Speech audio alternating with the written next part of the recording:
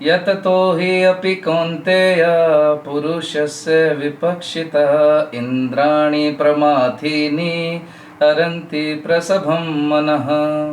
हे अर्जुन, इंद्रियां इतनी प्रबल तथा वेगवान हैं कि वे उस विवेकी पुरुष के मन को भी बलपूर्वक हर लेती हैं जो उन्हें वश में करने का प्रयत्न करता है। हरे कृष्णा। तो बहुत महत्वपूर्ण बात आज के श्लोक में भगवान जो है यहाँ पर बता रहे हैं, बहुत ही इम्पोर्टेंट है बात। तो हमने देखा कि इस अध्याय के 54वें श्लोक में जो है अर्जुन ने भगवान से 3 प्रश्न किए थे। पहले प्रश्न का उत्तर भगवान ने 55वें श्लोक में दिया। अर्जुन के दूसरे प्रश्न का उत्तर भगवान ने 56 और 57वें श्लोक में दिया। उसके बाद तीसरा प्रश्न जो है वो उसका उत्तर भगवान ने 58 से 63 श्लोक के बीच में देंगे। तो 58वां श्लोक हम पढ़ चुके हैं, 59 पढ़ चुके और आज 60वां, यानी अर्जुन के तीसरे प्रश्न का उत्तर अभी भगवान देने में लगे हुए हैं। पूरा उत्तर भगवान ने 6 श्लोकों में दिया। प्रश्न क्या था कि स्थित प्रज्ञ व्यक्ति, तीसरा प्रश्न कि स्थित प्रज्ञ व्यक्ति जो है वो कैसे बैठता है, अर्थात अपने मन को वो किस तरह से नियंत्रित करता है।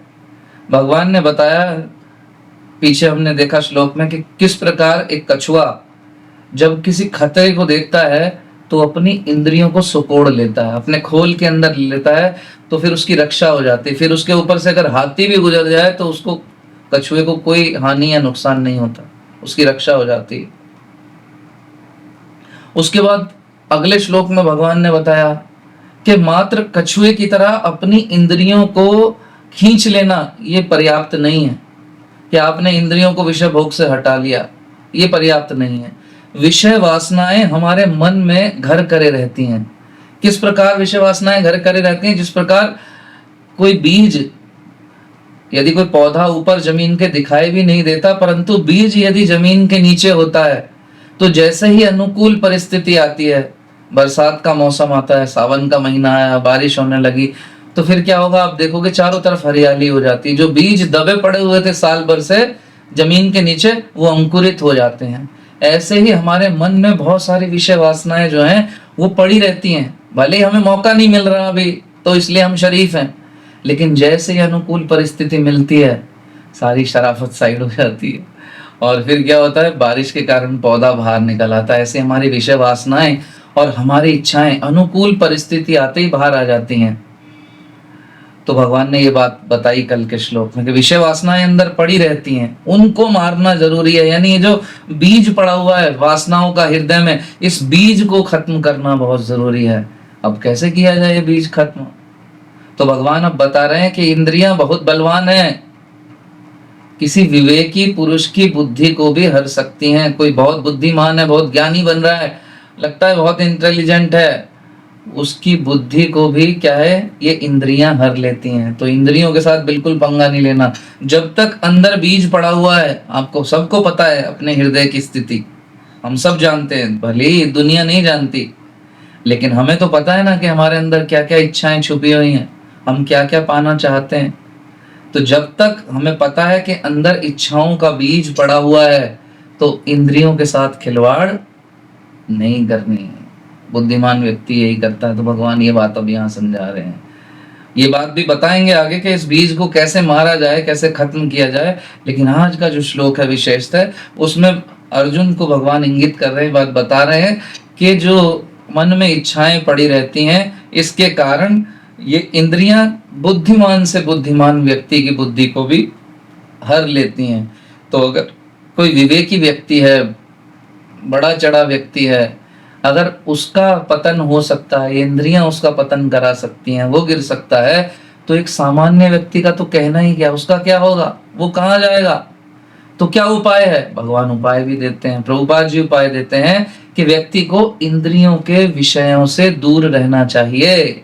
हमने इंद्रियों के विषयों की बात की थी कल, जैसे आंखों को क्या पसंद है? रूप, जीवा को स्वाद, नाक को गंध, त्वचा को स्पर्श, तो सभी इंद्रियों की कुछ न कुछ विषय हैं, तो उनसे दूर रहना चाहिए। तो क्या ये पूरी तरह काम करेगा कि हम इंद्रियों के विषयों से दूर रहें तो हमारी इंद्रियां जो हैं वो नियंत्रण में रहेंगी? क्या विषय वासनाएं हृदय से खत्म हो जाएंगी? कुछ हद तक ये उपाय कार्य करेगा, परंतु ये 100% फुल प्रूफ सॉल्यूशन नहीं है। और आज का जो समय है, आज का जो वातावरण चल रहा है, सोशल मीडिया का जो समय है, इस समय ये पॉसिबल है कि व्यक्ति अपनी इंद्रियों को उसके विषयों से दूर रख पाए? ये लगभग असंभव है, इम्पॉसिबल। क्योंकि ये जो एक अद्भुत डिवाइस हमारे जीवन में प्रवेश कर गई है,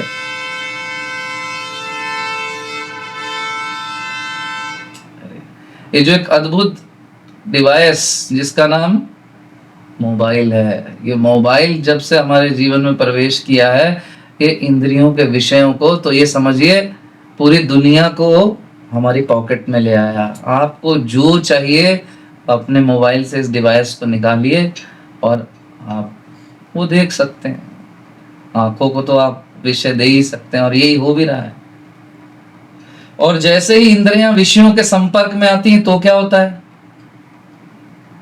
व्यक्ति मन और इंद्रियों को तुष्ट करने के लिए नाचने लगता है ना, जैसे लट्टू नाचता है। उसका मन और इंद्रियां, जैसे ही इंद्रियां विषयों को देखती हैं, मन में इच्छाएं हैं, वासनाएं हैं, तो मन विचलित होता है और फिर मन के कंट्रोल में रहती हैं इंद्रियां। मन है गुरुजी और ये इंद्रियां हैं चेले। 10 चेले पाले हुए हैं मन ने, तो गुरुजी भी विचलित और ये 10 चेले भी विचलित, और उस चक्कर में व्यक्ति जो है वो नाचने लगता है। इसके बहुत सारे उदाहरण हैं। एक आपने सुना भी होगा, एक बड़े ही महान ऋषि थे, सोभरी मुनि। आपने सुना होगा श्रीमद् भागवतम में उनके विषय में। सोभरी मुनि ने अपने आप को, अपनी इंद्रियों को इंद्रियों के विषयों से दूर करने के लिए क्या किया? उन्हें तपस्या करना चाहते थे वो। उन्हें पता है इस भौतिक जगत में चारों तरफ इंद्रियों के विषय उपस्थित हैं, तो इंद्रियां कहीं ना कहीं आकर्षित हो सकती हैं। तो उन्होंने क्या किया? उन्होंने यमुना नदी के तट पर यमुना जी के जल के भीतर तपस्या करना जो है वो प्रारंभ किया। क्यों गए? कि यहाँ पर जो है इंद्रिय विषय मुझे नहीं दिखेंगे तो मेरी इंद्रियां विचलित नहीं होंगी। तपस्या कर रहे हैं लंबे समय तक। उन्होंने एक दिन देखा कि 2 मछलियां आपस में क्रीड़ा कर रही हैं, एक दूसरे के साथ रति क्रीड़ा में रत हैं 2 मछलियां। तो जब सोभरी मुनि ने जल के भीतर ही उनको देखा, तो उनके हृदय में क्या है?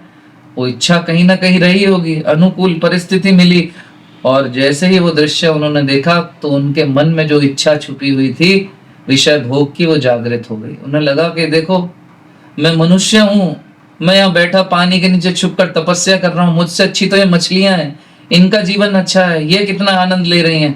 हाय रे, क्या मेरा जीवन है? Why I am wasting my time? मैं पानी के नीचे बैठ के यहाँ ध्यान लगा के बैठा हूँ। तब वो जल से बाहर आए और उन्होंने इच्छा की कि मुझे भी जो है वो विवाह करना है।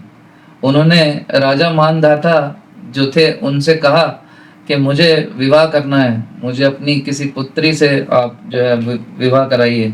लेकिन ये जो थे राजा सोभरी, ये जो सोभरी मुनि थे, ये वृद्ध थे। तब राजा ने देखा, कह रहे ये तो वृद्ध हैं, तो इनको कहा कि नहीं नहीं, ऐसा रिवाज है कि जो पुत्रियां हैं स्वयंवर में वो अपनी इच्छा से वर का चयन करती हैं, मैं कुछ नहीं कह सकता कि वो आपका चयन करेंगी कि नहीं करेंगी। तो फिर जब ये बात पता लगी तो सोभरी मुनि ने क्या किया? और तपस्या की। किस लिए? कि मुझे सुंदर रूप, तेजवान रूप प्राप्त करना है। तो देखिए वो क्या तपस्या करने चले थे पहले? वो जल के भीतर जाकर ईश्वर की प्राप्ति करना चाह रहे थे ध्यान योग के माध्यम से। लेकिन इंद्रिय भोगों ने उनको कहां ले जाकर पटक दिया? अब वो पुनः सुंदर स्वरूप, सुंदर शरीर पाना चाह रहे हैं। किस लिए? कि राजा की पुत्री से विवाह कर सकें। और पुनः उसके बाद जब वो सुंदर रूप लेकर राजा की पुत्रियों के पास जाते हैं, तो राजा की पुत्रियां जो हैं उनके सुंदर रूप को देखकर इतनी आकर्षित होती हैं। राजा मानधाता की 50 पुत्रियां थी। वो 50 की 50 पुत्रियां आपस में लड़ने लगी कि नहीं, ये तेरे लायक नहीं है, मेरे लायक है, इससे मैं विवाह करूंगी, इससे मैं विवाह करूंगी। तो फिर सोभरी मुनि ने उन 50 राजकुमारियों से एक साथ विवाह किया। सोचिए, क्योंकि भक्त है, कुछ न कुछ प्रयास कर रहा था, तपस्या का बल है उसका, तपस्या का। भगवान कृपा कर दिए। एक से क्यों भाई, तुम आनंद लेना चाहते हो, तुम 50 गुना आनंद लो। तो इसलिए भक्तों को क्या है, बड़ा ही संभल के रहना चाहिए, क्योंकि भक्ति कर रहे हैं, कुछ ना कुछ भगवान की सेवा कर रहे हैं। अगर कुछ अनर्गल इच्छा करते हैं तो भगवान पूरी कर देते हैं, वो भी पूरी हो जाती है। जैसे आप किसी पेड़ की जड़ में जल देते हो तो जल सिर्फ उस पेड़ में तो जाता है, लेकिन आसपास की घास भी बढ़ जाती है जिसकी जरूरत नहीं थी। तो ऐसे ही क्या है, हम कुछ इच्छाएं अनर्गल करते हैं तो वो भी बढ़ जाती हैं भक्ति के कारण। तो फिर सोबरी मुनि ने इस प्रकार काफी समय भोग किया। उसके बाद अंत समय में जो है सोबरी मुनि पुनः उनको रियलाइज हुआ कि मैंने अपना समय कहाँ वेस्ट कर दिया, धिक्कार है मुझ पर। वो पुनः जो है फिर भगवान की सेवा में चले गए। इसी तरह हम देखते हैं विश्वामित्र जी का उदाहरण है। विश्वामित्र जो कि एक क्षत्रिय थे, उनकी जब एक बार युद्ध हुआ वशिष्ठ मुनि से। वशिष्ठ मुनि कौन है? ब्राह्मण है। विश्वामित्र है क्षत्रिय। तो वो जो वशिष्ठ मुनि है उनका बड़ा ही बल था, बलवान थे वो। तब विश्वामित्र जी ने सोचा कि मुझे भी ब्राह्मण बनना है। तो उन्होंने बहुत महान तपस्या की, और सप्त इतनी महान तपस्वी थे विश्वामित्र जी के वो सप्त ऋषियों में आते हैं, आप सोचिए। तो विश्वामित्र जो है उन्होंने सोचा कि मैं भी ब्राह्मण बनूंगा। तपस्या की उन्होंने, और अपने तपोबल से जो है वो लगे हुए थे तपस्या करने के लिए। 1000 साल तक तपस्या जब उन्होंने कर ली, तो आपको पता है जब कोई साधु संत लंबे समय तक तपस्या कर लेते हैं तो क्या होता है, इंद्रासन जो है हिलने लगता है, इंद्र का आसन डोलने लगता है कि भाई ये शायद इंद्र का मेरा पद ले लेगा व्यक्ति। तो इंद्र ने क्या किया, मेनका को भेज दिया तुरंत। अब विश्वामित्र जी लगे हुए हैं तपस्या करने में, ध्यान योग में लगे हैं। उधर आवाज आई एकदम छम छम छम। क्या हुआ, सिर्फ पायल की झनकार से ही विश्वामित्र जी की तपस्या सब गायब हो गई। उनके हृदय में जो बीज पड़ा हुआ था वासनाओं का वो गया नहीं अभी, और जैसे ही अनुकूल परिस्थिति मिली वो मेनका का संग कर बैठे, फंस गए मोहजाल में।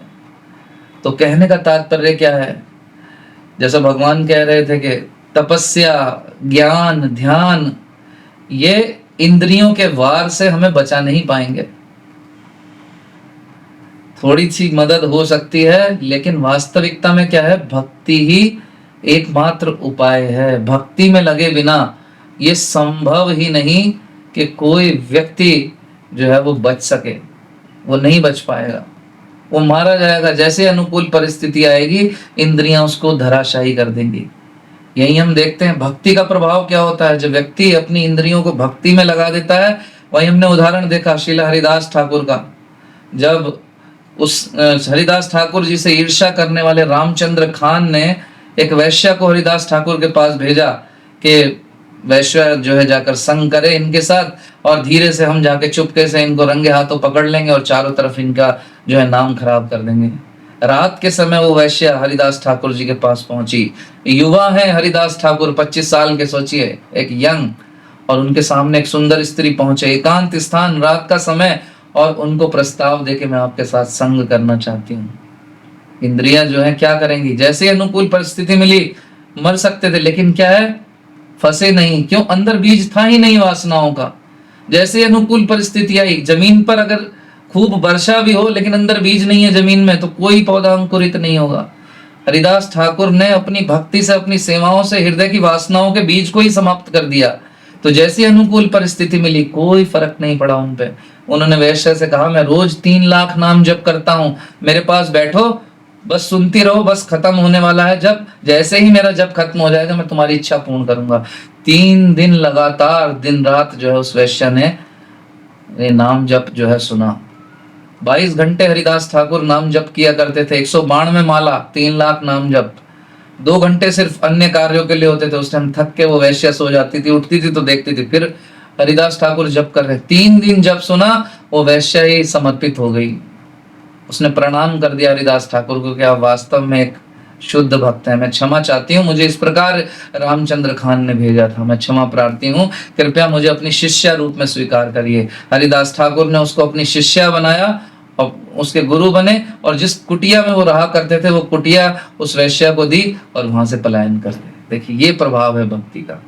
तो हमें क्या करना होगा, सिर्फ तपस्या करने से, ध्यान योग करने से, ज्ञान बटोरने से, या पार्कों में जाके अनुलोम विलोम करने से ये इंद्रियों के वार से हमें बचा नहीं पाएगा जब तक इन इंद्रियों को हम भक्तिमयी सेवाओं में नहीं लगाएंगे। इंद्रिय रूपी ये जो सांप हैं, मन के जो चेले हैं, ये इनको भगवान की सेवाओं में लगाना पड़ेगा। इनके दांत, जो जहरीले दांत हैं, वो तोड़ने पड़ेंगे, तब इनसे हम जो है वो हमें कोई भय नहीं रहेगा, फिर एक खिलौने की तरह हो जाएंगे। फिर मन और ये इंद्रियां, ये गुरु चेले जैसे ही सब सेवाओं में लग जाएंगे, फिर आनंद ही आनंद है, फिर कोई खतरा नहीं। तो करना क्या है, अपने आप को भक्तिमयी सेवा में लगाना है। उससे क्या होगा, धीरे धीरे जो बीज पड़ा हुआ है हृदय में वासनाओं का, हमें पता भी नहीं लगेगा कब ये बीज जो है नष्ट हो गया। धीरे धीरे वासनाओं की जो इच्छाएं हैं, जो हृदय में जो पड़ी हुई हैं, वो सब अपने आप समाप्त हो जाएंगी। हरे कृष्ण कृष्ण कृष्ण हरे हरे, हरे राम राम राम हरे हरे। भगवद गीता यथारूप की जय। शील प्रभुपाद की जय। सभी उपस्थित भक्तों की जय। निताई गौर प्रेमानंदे।